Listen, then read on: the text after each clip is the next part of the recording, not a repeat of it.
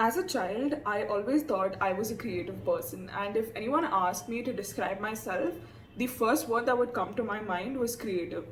But as I've gotten slightly older, I've realized that most of the things I thought were creative were actually not the true definition of what creativity is. And I thought that in this video, I'll share 5 things that I've learned about creativity. The first and probably the most important thing to realize is that nothing is truly original in this world. All the famous pieces of art, movies, music, etc., they have been inspired by something that has previously existed in this world. There is a famous quote by William Ralph Inge that says that creativity is nothing but undetected plagiarism. And I'm not encouraging anyone to directly copy someone's work and pass it off as their own, but there is a lot to learn in emulating someone else's work. A lot of people are afraid to start creating because they think they haven't found their unique style or their unique voice yet. If we remember correctly, as kids, we learned how to write the alphabet by copying exactly what our teachers showed us. At the time, we weren't worried about what our handwriting was going to look like or what our letter style was going to be. All we did was emulate exactly what our teachers showed us, and as time went by, we discovered what our handwriting was like. There is an Instagram account called InstaRepeat, which basically takes photos from different Instagram accounts and puts them in a collage to show you how similar some of those photos are. In the beginning, as a creator, it's much more important to just create, just experiment, and see what you like rather than thinking about how unique your photograph is or how unique your video is. The next thing is that creativity is more about subtraction than it is about addition.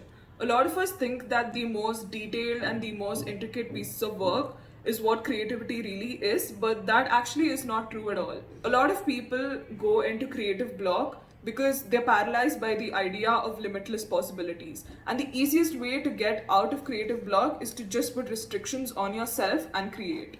If I take the example of a TV advertisement, the ad will probably have your attention for about 4 seconds. So it's really important to leave some things out, but make sure that it doesn't impact the message that the product or the ad is trying to convey. And the smartest creators are those who know exactly what to leave out. And the third thing is to be boring.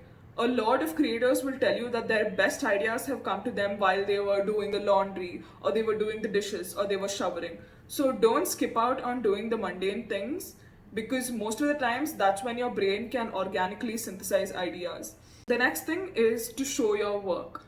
A lot of people are afraid to post their work online because they think it's not their best work or they think they can improve it more. It's really important to show your work online because one, it opens a feedback loop mechanism where people can share their ideas about their work, and it can open up new perspectives that you may not have seen. And once we've spent a lot of time working on something, whether it's editing a video or painting something, we stop seeing the flaws because we've been seeing that piece of work for so many hours together. The last thing is that creativity does not exist in binaries. No one is born creative, and it is wrong to say that someone is not innately creative.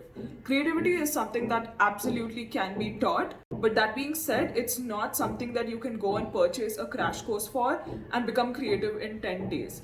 The way we become creative is by forming associations between ideas or dots. So, what we need to focus on is collecting our dots and forming the association between those dots.